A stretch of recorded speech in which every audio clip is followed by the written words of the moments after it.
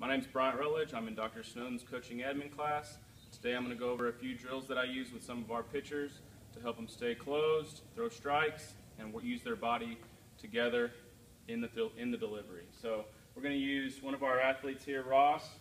First drill we're going to do is going to help stay closed.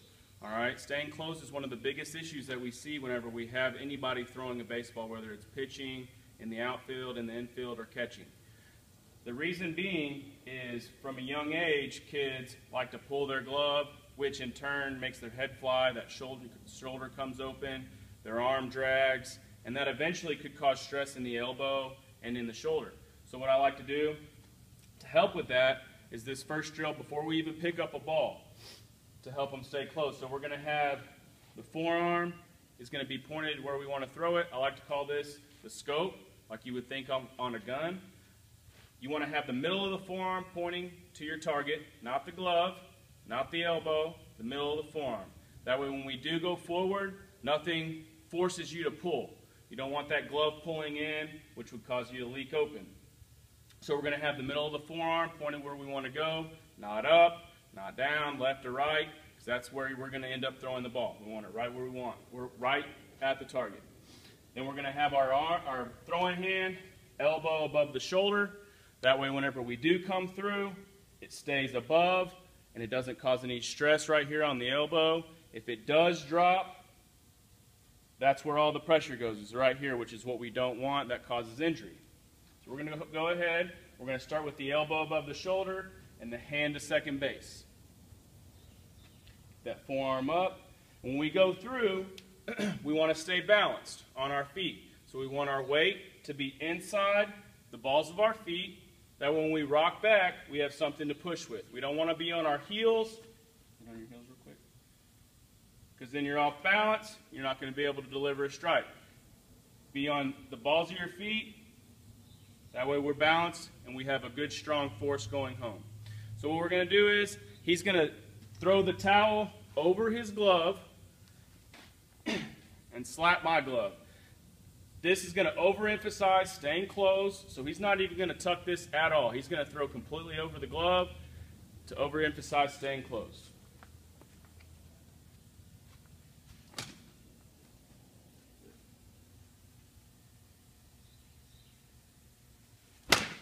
Keep that back foot back.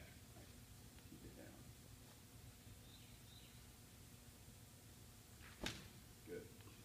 Taste your chest a little bit more over your glove. Good.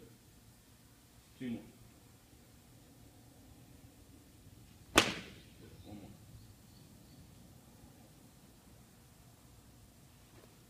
Oh, all right, one more. Good. All right. Second drill that we're going to do is just a progression from the towel drill. So here, we're still going to have our feet just outside shoulder width. That gives us the good base. Our weight's going to be inside the balls of our feet. We're going to get our glove up with our forearm as the scope. That hand, instead of now being up, we're going to have it down with our elbow tucked into our hip. That way whenever we get into a rhythm, we can be nice and loose so that when we rock back, our rhythm can take that elbow up above the shoulder. So we're going to be loose with our hand, circles, and when we rock back, get our weight back on the inside part of our foot. Then we're going to get the hand up. We're still going to throw over the glove and stay closed. So Ross, you can go ahead and throw 5 or 6.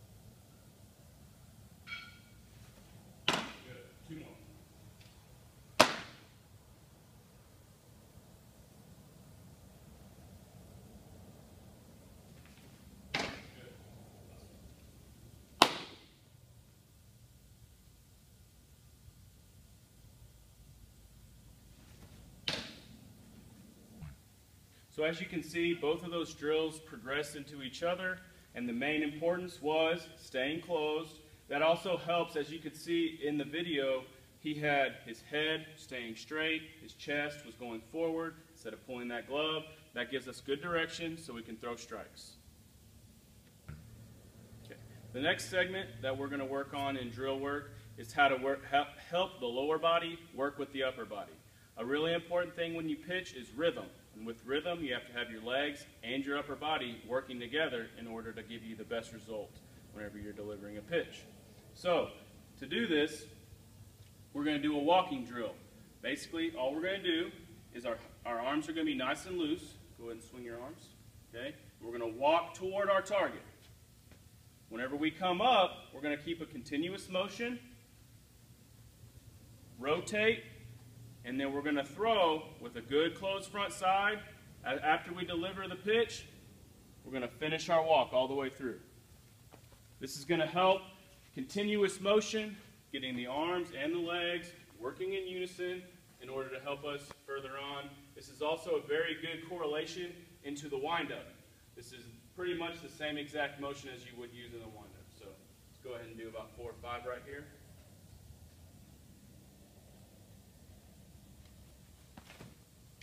Good. You can drop that back leg over just a little bit more so it can carry you over in your throw.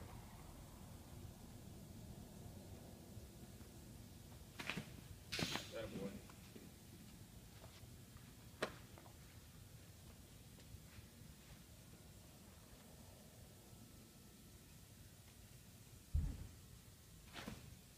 Good.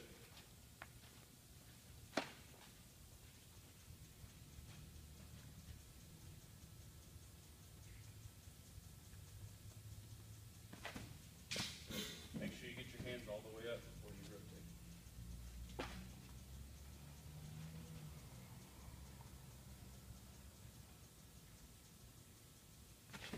Yeah, last one right here.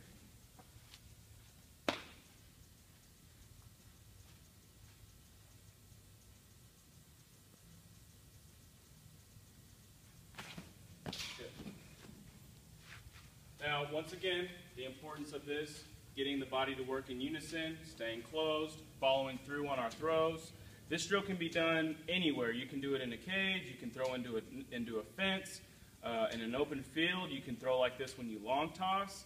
This is a very good drill for any position, not only pitching, but it is very important for pitching. Okay, the next drill that we're going to do still remains with staying closed, but we're also going to now add a little bit more legs into it. This is going to help with some explosiveness and good direction. I call it the 2-ball drill. We're going to start with our feet just even with our shoulders. Okay, we want to have them a little bit stiff, maybe a little bit of a bend to them.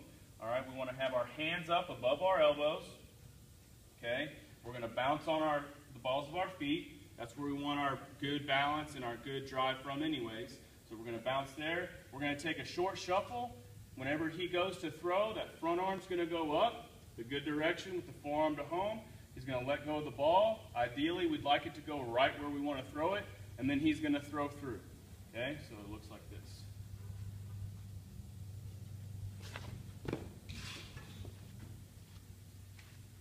Throw the palm at it.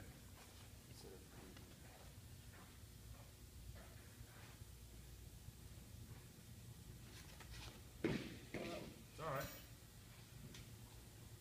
Get a better rhythm with your feet. This is another good thing. I mean, you could see right there, there's a little hiccup there, but it's going to help him feel that hiccup. That way when he's on the mound, there is none.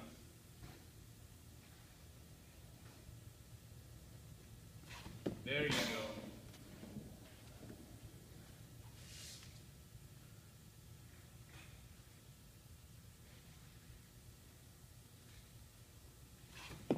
Good.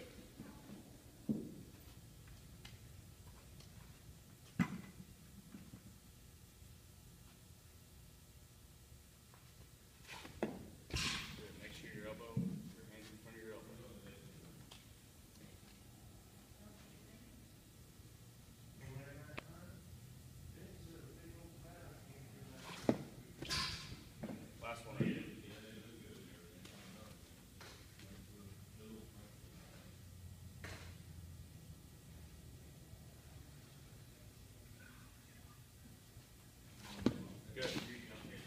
Okay, once again, helps with getting the explosiveness of the feet, working with the rhythm of the hands.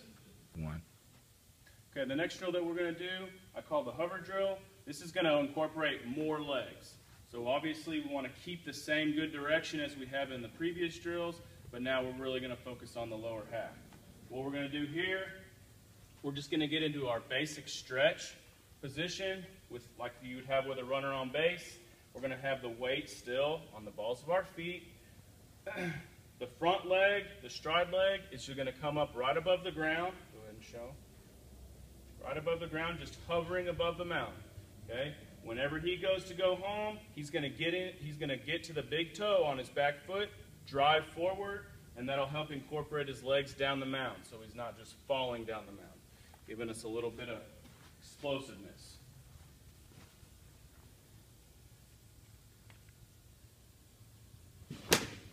Very good.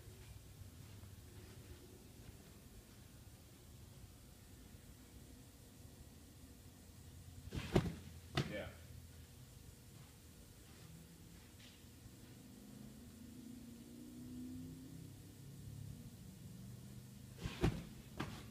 All right, fell off a little bit. Make sure you get that forearm pointed at me so that I have a good front side. Good. 3 more.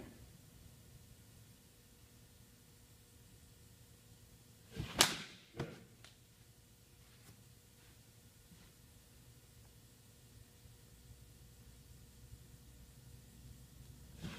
Good. 1 more.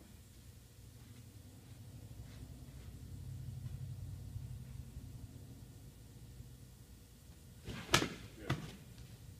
Okay, so once again, just getting the lower half, really starting to work, teaching them how to get down the mound and really get good momentum going toward home. 1. The next drill that we're going to do is just a progression from that hover drill, but now it's going to be out of the windup. So we're just going to stand in the windup like we would have no one on base. Another good thing to learn about this is just the positioning of where you want to stand while you're on the mound. Righties normally would stand on the right side of the mound. That way they're arm side against a righty hitter. Lefties would stand on the left side of the mound so that they're arm side on the lefty hitter. But it's personal preference, just depending on the player. But wherever you do stand, right or left side of the mound, it is nice to have some consistency.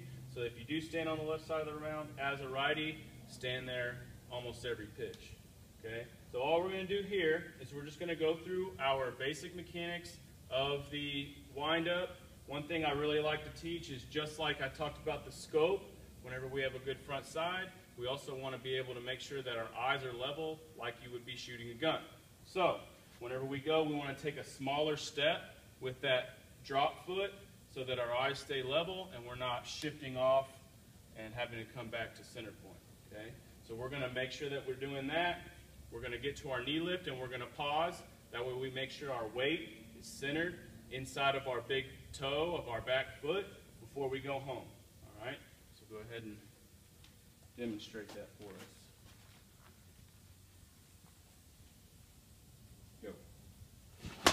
Good.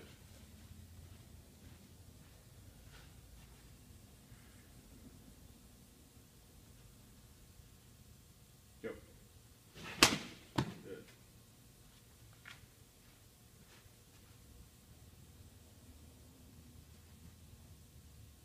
Go.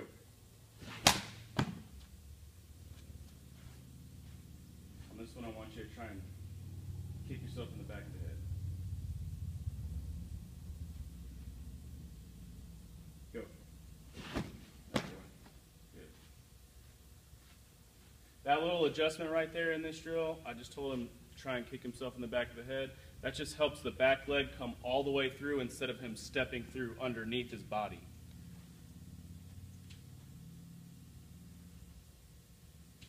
Go. Good. 1 more.